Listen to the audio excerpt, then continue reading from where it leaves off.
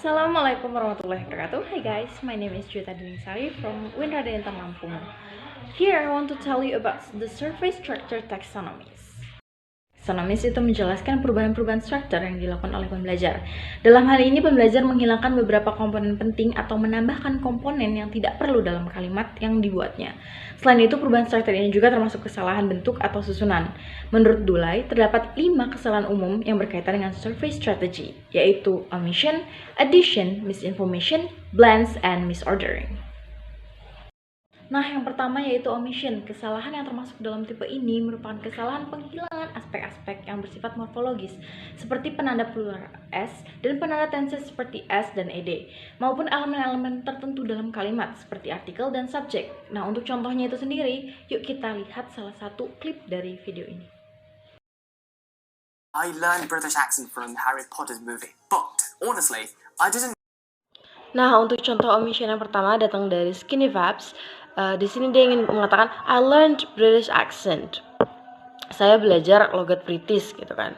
Nah, pada kalimat ini harusnya dia menambahkan di sebelum kalimat British accent, karena British accent di sini adalah specific noun yang harus dijelaskan atau ditambahkan kalimat the sebelumnya. Karena kurangnya kalimat the dalam kalimat Skinny Vibes, ini menyebabkan kalimat yang dia ucapkan itu termasuk ke dalam kesalahan omission. Nah, sekarang yang kedua yaitu addition. Kalau sebelumnya omission adalah kesalahan pengurangan beberapa aspek, sebaliknya addition adalah kesalahan yang termasuk dalam tipe kesalahan penambahan aspek-aspek yang bersifat morfologis, seperti penanda plural s dan penanda tenses seperti s dan ed, maupun elemen-elemen tertentu kalimat seperti artikel dan preposition. Untuk contohnya itu sendiri, yuk kita lihat salah satu klip ini. I didn't notice at the first time there's a difference between. Sekarang contoh yang kedua yaitu contoh dari addition, masih datang dari orang yang sama yaitu Skinny Vibes. Di sini dia ingin mengatakan I didn't notice it at the first time. Kalimat yang benar itu bisa menggunakan seperti ini. I didn't notice it at first atau I didn't notice it at the time. Jadi kalau misalnya pilih salah satu, mau pakai time atau yang firstnya.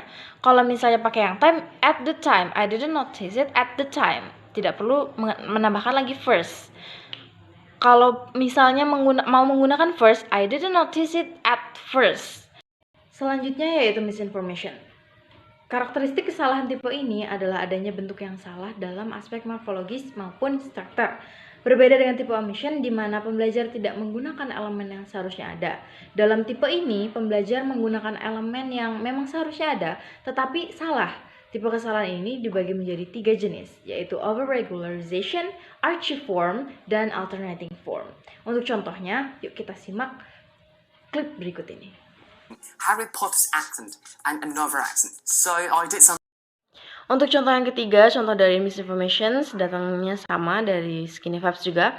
Di sini dia mengatakan aksen lainnya. Nah, aksen lainnya itu berarti dia ingin mengatakan kata benda dalam bentuk plural kan, jamak, karena aksen lainnya banyak kan, plural. Harusnya dia menggunakan other, bukannya another, karena another ini digunakan untuk menunjukkan kata benda yang tunggal atau singular, bukannya plural. Terus di bagian accent harusnya dia tambahin s di belakang karena accents, karena dia menjelaskan plural juga, bukannya singular. Nah, kurangnya s di belakang accent juga termasuk ke dalam misinformations. Terus penggunaan kata another yang harusnya other itu juga termasuk misinformations. Berikutnya yang keempat yaitu misordering. Ciri dari kesalahan ini adalah penempatan yang salah sebuah morfem atau grup morfem dalam kalimat. Tipe kesalahan ini biasanya terjadi secara sistematis dalam bahasa pertama dan bahasa target pembelajar. Seringkali pembelajar melakukan kesalahan ini karena mereka melakukan word-to-word translation dari bahasa pertama mereka ke bahasa target.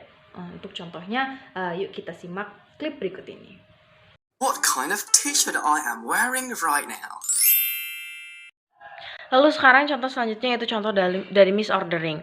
Di sini dia mengatakan what kind of t-shirt I am wearing right now. Karena ini konteksnya kan pertanyaan ya, bukan pernyataan. Seharusnya dia menggunakan what kind of t-shirt am I wearing right now. Nah, karena kesalahan penempatan ini, dia termasuk ke dalam kesalahan misordering. Karena harusnya am I, bukannya I am. Lalu yang terakhir yaitu blends. Menurut James, kesalahan blends terjadi ketika pelajar telah menggunakan dua struktur yang secara semantik terkait satu sama lainnya. baik yang dapat memenuhi tujuannya saat ini atau mereka gagal membuat pilihan yang berbeda, dan bukannya menggabungkan bagian dari masing-masing untuk membentuk atau menghasilkan struktur yang berkarakteristik keduanya. Okay, I think that's all from me. Thanks for your nice attention and Assalamualaikum warahmatullahi wabarakatuh. Bye.